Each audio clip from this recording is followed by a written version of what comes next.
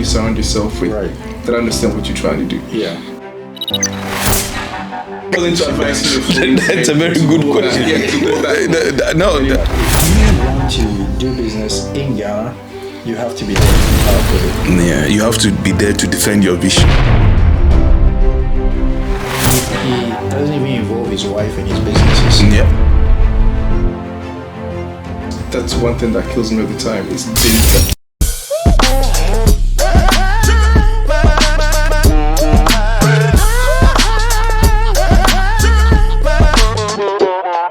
DLS Wave, and we are back Again. Yes, sir. All right. So recently we've been following the news. It's an ongoing thing. A lot of like foreigners. I mean, sometimes we use aliens, right? But that sounds a bit weird. Again, in immigration terms, is a Right term, technical right? word. Yeah. Aliens, right? Yeah, we heard about like a lot of aliens or foreigners, so to speak. Bobby Valentino, there's been Idris Elba, he goes and comes all the time. Frimpong, Bayer Leverkusen player, Memphis, the comedian, what is his name? Ludacris has been there, I think T.I. been there, Stevie Wonder, I mean he's a Ghanaian now. So so the question then begs is like why the current troop? Like why are people trooping into the country so much? On top of it, I think they gave a lot of citizenship just recently. A lot of foreigners who are living in the country. So your question is? Why now? I mean, I don't think it's been now, but I feel like since the past 2 years, I think after COVID, is it before after? It was after the year of return. That initiative actually opened the door. But I think way before people were coming in, just that we didn't pay no attention to it. But I've always said, like, Ghana is a place to be. And this is no capping, not because I'm from Ghana and I'm from the capital city. We have this vibe, you know. I saw a chance on a video where a lady, I think she's from Nigeria or whatever, she was talking about Ghana. It's like Ghana is a place where you can walk to any family, right? Walk into any home and tell them you don't have food. They will give you food. They welcome you. Their hospitality is second to none all over the world. I've traveled enough to say that, right? And that's basically the reason. Yeah, but I mean, if you think about it, because I was watching like an episode on Connected Minds. I think we all know that channel. There was this lady, I forgot it, I cannot recall, but she was saying something to the extent that there's like crazy opportunities in the country, so that is pretty much luring all these foreigners there, because I'm not sure if it's most, but some of them do invest in the country. Example, Idris is opening his own movie studio to get movies, but kind of like rekindle it, because to be honest, our movie industry is tanking. It's not doing so well. It almost doesn't exist anymore. For me as a person, I like the Zen lifestyle. Very calm, chilled, and that is Ghana. You want to have fun, you can have fun. But actually, it depends on how you look at it. If you're looking at it from the business standpoint, then there are a lot of opportunities, especially in Africa in general, but in Ghana. But it is because of our extreme hospitality towards foreigners or aliens, if we have to put it. That's the main reason. I think so. But in terms of investment, do you think they've been lured in because of investment, like reasons? The opportunities are there. It depends on what you want to invest in and the people you are going in there with. You understand? So with that's why I'm saying investment side, there's a huge room, because we've been talking about politics for the past month or so, right? You always hammering about what build markets. I talk about roads, agriculture here and there. So many things in there. If you're going in business wise, you can do. But you've heard stories about other countries where those same opportunities are there, but what makes a person stay or want to stay in that country and want to be part of that country by getting citizenship and all that, not many countries can boast of that hospitality as in Ghana. So that is the main reason why people will stay and want to start a business. Cool. So the locals, though, do you think they see the opportunities that the foreigners see? I don't think so. I think that you see opportunities when you step back. It is like that in any aspect of life. When you are in Akan, they say the person who is charting or constructing the road doesn't know the back is crooked. So when you are The Uchakwani names and the Uchasa. You said road. No, but Whatever, it's the same thing. Yeah. But yeah, I mean, it's when you step out, especially a place like Ghana, when you travel outside, then you see opportunities. For example, you take see this cocoa tea chain here. This makeshift stores that sell tea and coffee and all that. It's very common here, but back home it can easily be done. But you won't have that idea back home. You will think that, it has to be a grand building, but no, you can have small shops all over the place. So you are exposed more when you leave your place of comfort, your comfort zone, and then you can actually spot the opportunity. So yes, I agree. I think that people who have traveled out or people who have never been there, when they go there and they live for a short time, they begin to see things that are not there that they could implement. So that's why most foreigners say that there are a lot of opportunities. If you are settled there and you never go out, you don't see it because you're only used to the status quo. Everybody's selling things on the table, everybody's opening a container. But once you step out, you know, okay, this same thing that I would have sold in a container, maybe I can even sell it online because now it's the computer age. So yeah, I think that it helps when you leave the environment. Yeah, I mean, call it like a paradigm shift or whatever the word is, but do you have to be on the outside before you see the opportunities inside the country? Not. It is hard to say because you see, like he said, you know, you want to buy mango, you wait for mango season. You buy your mango, you eat your mango, and that's it. But you live outside and you can see a particular China. You can see what they use mango like for. Dried mangoes, mango juice, mango this, mango that, mango that. Yeah. So when you go back home, you're like, man, we are sitting on diamonds here. Right. You understand? But somebody in Ghana would not necessarily think about why do I even need to buy mango and dry it and package it? You understand? I'll give you an example. There's these two Canadian sisters, they're Ghanaian Canadians. They left Canada and came to Ghana and started a chocolate making factory, small place. But their chocolate is challenging King's Golden Tree, King's Bite and all those traditional ones because they came in with a different way of packaging it and it's doing really well. It's actually selling international now. So it just tells you that everybody's used to buying Golden Tree, King's Bite. You know, that's regular chocolate we have. But someone coming from outside is doing the same chocolate but packaging it and marketing it in a different way. So I think that it certainly helps when it's not to say that people who are domiciled in Ghana can't see the opportunities, but it really helps when you go out there and you learn a lot of new things. How does that gap get closed? How do we either train or incentivize the locals to be able to identify these opportunities that foreigners do see but they cannot see? Industrialization. That's all. Industrialization. I think there have to be an education. We have to go, I think we have to go back from our training. What do you call it? This vocational. That's the word I'm looking for. The vocational side. We have to start hammering that. By doing so, businessmen who wants to invest to start producing different type of machines and packaging stuff. It would just add to somebody gets and say, okay, now if I want to package, let's say a dried mango, I can get the material, I can get the packaging design I want from this particular shop without the sweat, without coming to China to order, right? Without going to the States, because we have designers already in the country. Right. You get what I mean? Until that. Yeah. I mean, I always say that if I eat birthday cake in Ghana, then I'll never like birthday cake in China because here it's just like how do you call that thing? Spray. Cream, a lot of cream, and when you eat birthday cake, and these are all made by local Ghanaians who were trained in maybe private vocational institutions. But I think the private vocational institutions are for profit, and so not everyone is able to afford. I remember my older sisters, when they were in secondary school those times, they did something called home science. And they used to teach them like home grooming, stuff cooking like that. and stuff Cooking. like that. And so people at that age, 45, 50, 55 years old in Ghana, most people went to school in those times. They really know how to handle the home. They really know how to cook very well.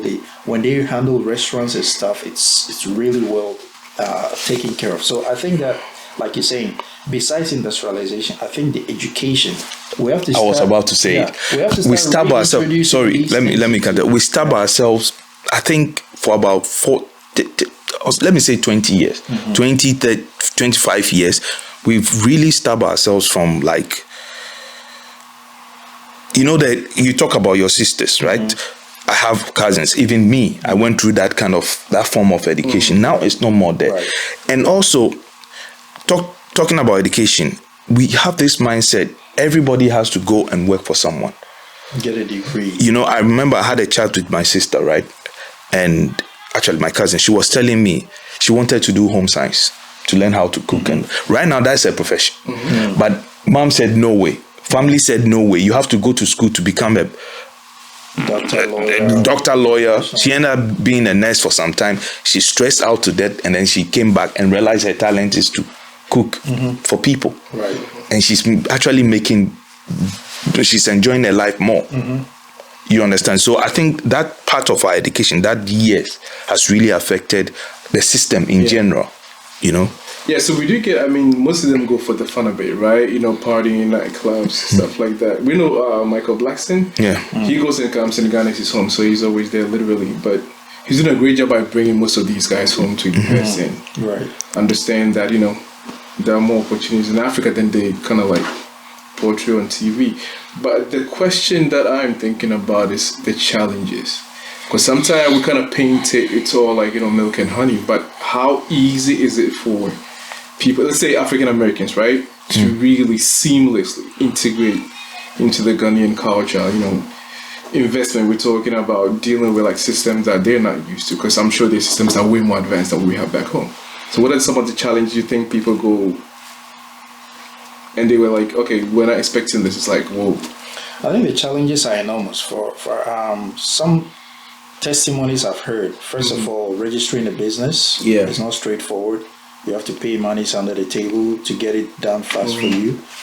But the biggest one that I hear, there are many problems, but the biggest complaint I hear from foreigners who are doing business in Ghana is, first of all, lack of skills, and then reliability of the staff.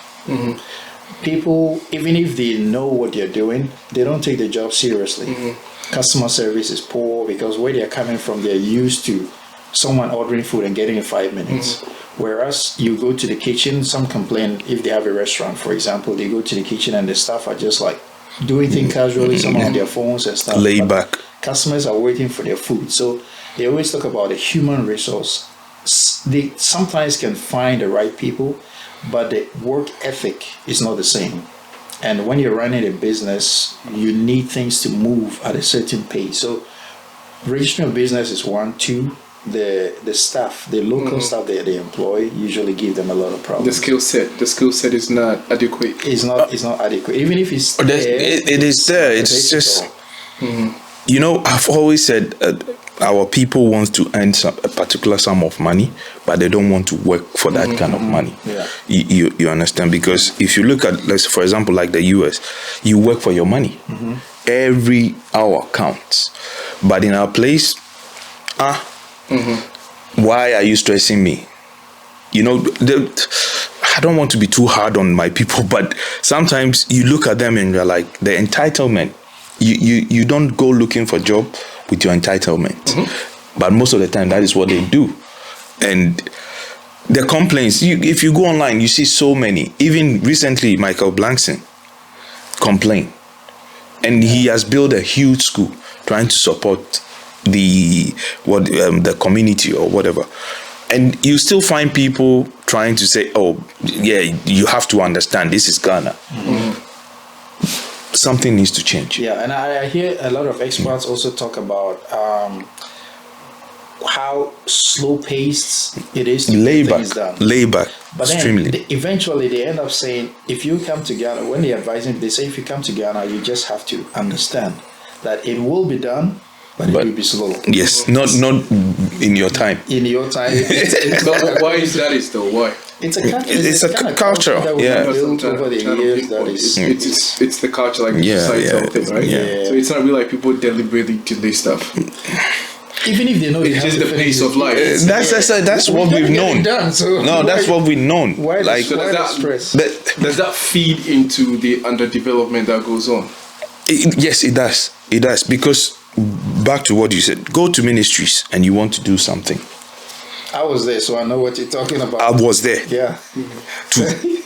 Yeah. Yeah, more than 2, 3, and sometimes it is hard for me to say it because I'm Ghanaian and I'm a proud one. We are all Ghanaians, but that is the truth. Yeah, that is the truth, because you go to a place here and you want to do stuff. If they can do it for you, they tell you this and this and this. They come, blah blah blah blah, get it done. 5 days. Yeah.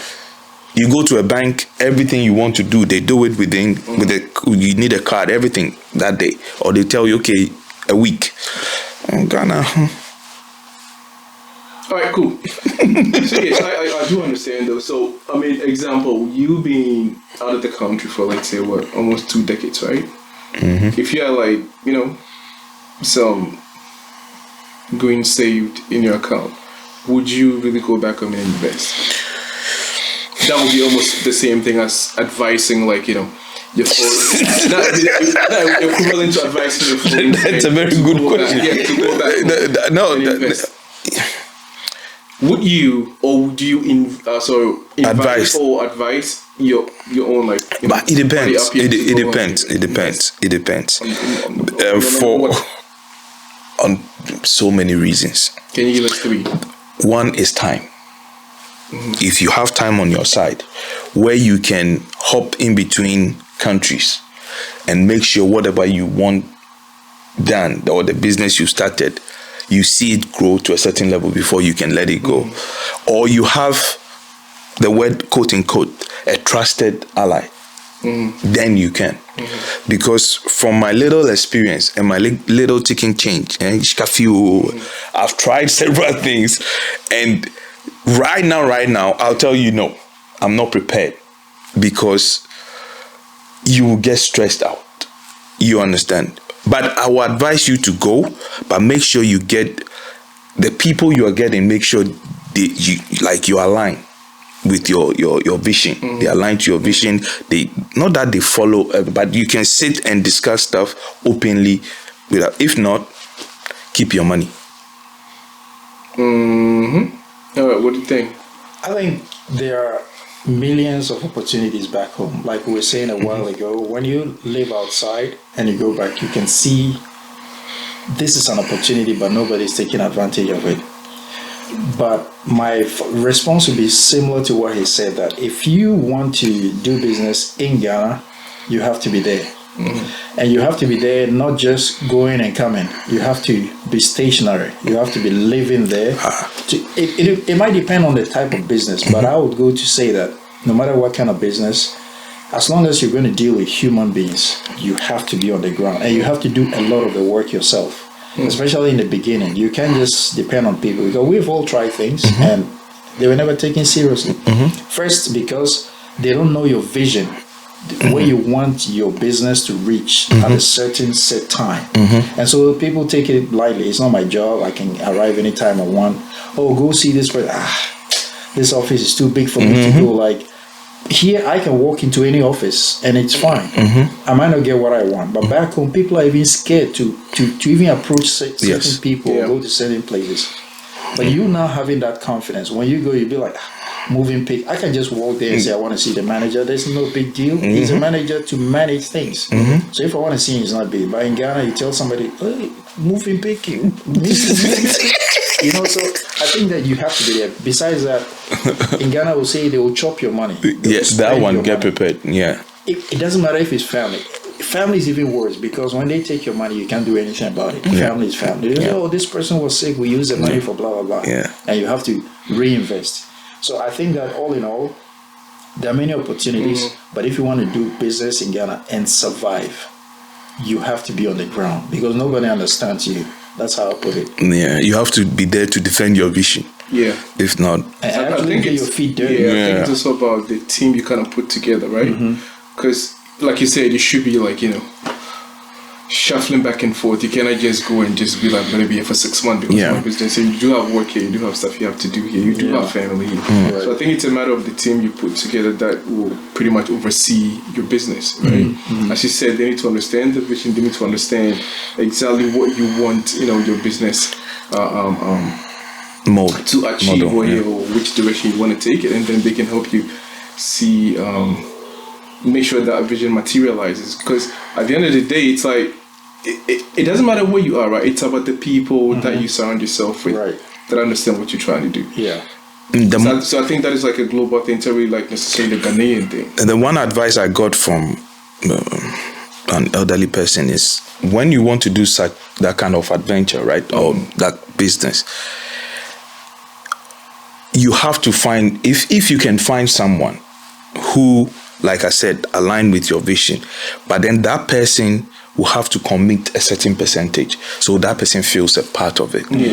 This is where most of us has fallen short because we felt, okay, family can sort you out, brother can sort you out, a friend can sort you out. It's okay, let me just invest my 100%. It is not his. Yeah, but I think that is the problem why we pretty much do not have a lot of business surviving in Ghana, because I think we base off sentiments, based off of sentiments rather than business expertise, because you need to bring people who know what they are supposed to do right on board, not just I went to high school with him, so it's like he needs a job now, just bring him into the circle. So I feel like most of our business do not survive based off of these things. What do you think? Facts. I think just like any environment, once you have the right people at the right places or the right positions, I think you would survive. I met this guy. I saw this guy who was saying he doesn't even involve his wife in his businesses. He's created his wife's her own businesses for her, and even from his secretary to whatever, his wife just comes for a visit. She has nothing to do with the company, because he said even sometimes when you have to make a decision, split second, if you have someone close to you like your wife involved, they'll come with, what about this? And those doubts stop you from moving forward. So he was like, he just made his wife understand, I'll create your own business for you, but I have the final say in my business. And he says he's doing well. It's the same with family. They why do you want to sack him? Exactly. Just give him another opportunity. But he has stolen your money. I don't like how this lady dresses. You have to fire her. But probably she's the best. Yes. So I think it's a great thing people are going back to Africa, whether it's just for the tour, having fun, or just understanding the culture. I think it's a good thing. But if you really want to invest, you want to get some business, on the ground, make some money, and maybe eventually move there or with your family or settle. I think one, you just need to understand the culture. Because one mistake a lot of people kind of make is thinking, okay, I know business, right? I've been doing it in the States for 17 years. I've been doing it in Belgium for 16 years. But if you do not really understand the people and the culture on the ground, the same ideas, the same format, so to speak, will not work on the ground. So you always need to get people on the ground who understand, We sitting here, we know the culture, we know we know how they think and do stuff, but we still get shoved. Yeah, but because you did not get people on the ground who understand that, because it comes with expertise. You need to understand some of these things. One thing that is very, very difficult to come by in Ghana, that's one thing that kills me all the time, is data. We do not really have a database for anything in terms of research. It's very difficult to get data on the market trends and stuff like that. But that's a business there. Yeah, that's what I'm saying. That makes things a bit difficult to research and get a clear understanding of what's going on the ground. So that's what I'm saying. You need to get people on the ground who understand things locally, right? They know what the people need. They know what kind of advertisement gets through to people, right? What hits home, stuff like that. Things like that, you cannot just, You cannot Google it and you need to go in there and give something out, before you get those information. If we are well established, as a very well-run country, these things, like you said, Google, and then you can get a fair analysis of. Yes, exactly. But no, you have to get in there, meet people, and you pray you meet the right people. That's what I'm saying. You cannot bulldoze your way in there. And also, like, I think it comes more from the locals, because if you go and you also kind of mingle with the same expats on the ground, some of them have been there for a longer period of time, so they understand and they can help you out. But I think ultimately you have to get closer to the locals, people with expertise, right? Because you know how Ghana is, right? You might think this guy's a nobody, but he could give you how many people. Easy. You know, right? They know like the community like the back of their hand. So you got to try and mingle with the locals, know who knows what, who can do what, and then get the right people around. And I think based off of that, you can survive. So we've checked off going for fun, you know, traveling, touring, business, pretty much. Anything else? The negative side of business, we've checked about the challenges. What else do you think? I think most of these guys I think the culture side too. We tracing their roots, and also like Ghana is a extremely diverse country.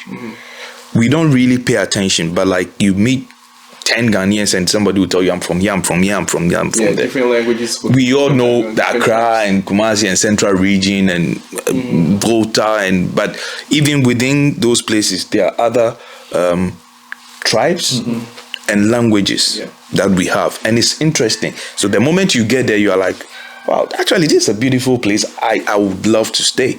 You know, so that is one of the appeals too.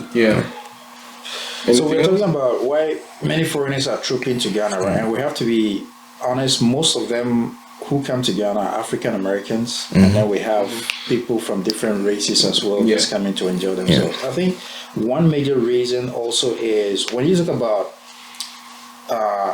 Black history, you can't take Ghana out. Because when you look at the stories of history, including slavery, Ghana is always one of the first on the map because of our history of the slavery and the castles and all that. And so from the side of African Americans, most of them are coming to experience or to see where their forefathers came from. And in Ghana, we have strong evidence. We have the castles, we have the forts that anyone can visit. And that's one. And two, I think that there are many people, like, doesn't matter why Chinese or whatever, we've talked about business opportunity, but a lot of people are also coming because we already talked about hospitality. So when you put our hospitality together with our strong cultural exhibition, it also draws a lot of people. Kente, for instance, people see it all over the world and they want to see a lot about it. They see that we still dress traditionally, and they just want to come and experience these things because where they're coming from, they have their own the more or less culture, don't have it. It's not exhibited, but we still do it. Even at state functions, we still have all these functions. So I think that people, when they think about Africa, Ghana is always one of the top 5. And I think you mentioned in the beginning, you don't see how hospitable Ghanaians are until you interact with other Africans. I was shocked several times where you would see other Africans from one country not even interacting with each other. They always have these clans. This person belongs to this place. It's serious. When you talk to some other people, it's not to share other countries, but as a Ghanaian, I just feel like from my experience listening to people and interacting with people, I feel like we have something that is enviable. It's very all right, so pretty much if we're gonna have a consensus, it's like Ghana is dope. That's what you guys saying. We are dope, no doubt. All right, cool. So I would add this. So I think it's about due diligence, right? Just like anything else, everywhere else you go to, because even if you want to travel to the country and just tour or visit, you're gonna check maps. You're gonna check where the what you call landmarks are. You're gonna check how to move around the city, right? So it's exactly. So you need to do your due diligence. Business, the same thing, right? You need to know, which circles, which places, which department, which ministries are responsible for what. And then I always say, do not attempt to do anything on your first visit. You know what I mean? Right? Just scope things out, go back, do your due diligence, get somebody on the ground you trust, information, and know exactly what you're doing. Does that make sense? I think that's the thing we can all agree on. All right, so I think it's a good thing generally people traveling to your country to witness or enjoy or invest. I think it's all good. So kudos. Well, whoever's watching, if you feel like going to Ghana to visit, invest, have fun, just like anywhere else, you're welcome. So that would be it from DLS. We out. Peace.